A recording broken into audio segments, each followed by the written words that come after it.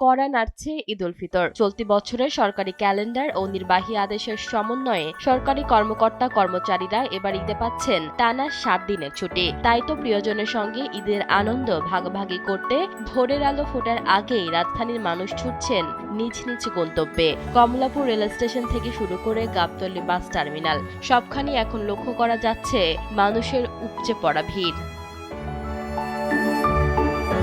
Kamalapur rail স্টেশনে সকাল থেকে মানুষের ভিড় লক্ষ্য করা গেছে। দীর্ঘ ছুটির কারণে যাত্রীর চাপ গত কয়েকদিনের তুলনায় অনেক বেশি।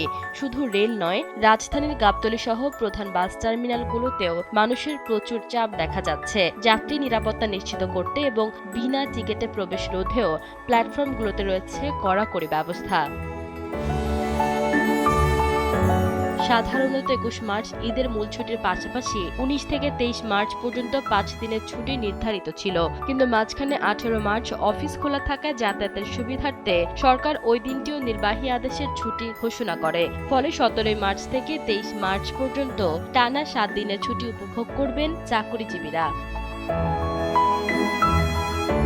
ঘোষিত ছুটির দিনে দেশের সব সরকারি, আধা সরকারি, স্বায়ত্তশাসিত এবং বেসরকারি অফিস বন্ধ থাকবে। তবে হাসপাতাল ও জরুরি চিকিৎসা সেবা, চিকিৎসক ও সংশ্লিষ্ট কর্মী এবং ওষুধ ও চিকিৎসা সরঞ্জাম বহনকারী যানবাহন এই ছুটির আওতায় বাইরে থাকবে। এছাড়া বিদ্যুৎ, পানি, গ্যাস ও অন্যান্য জ্বালানি সরবরাহ, ফায়ার সার্ভিস, বন্দর কার্যক্রম, পরিচ্ছন্নতা কার্যক্রম, টেলিফোন ও ইন্টারনেট এসব সেবার সঙ্গে সংশ্লিষ্ট কর্মী ও যানবাহন জরুরি সেবার আওতায় স্বাভাবিকভাবে কার্যক্রম চালিয়ে যাবে।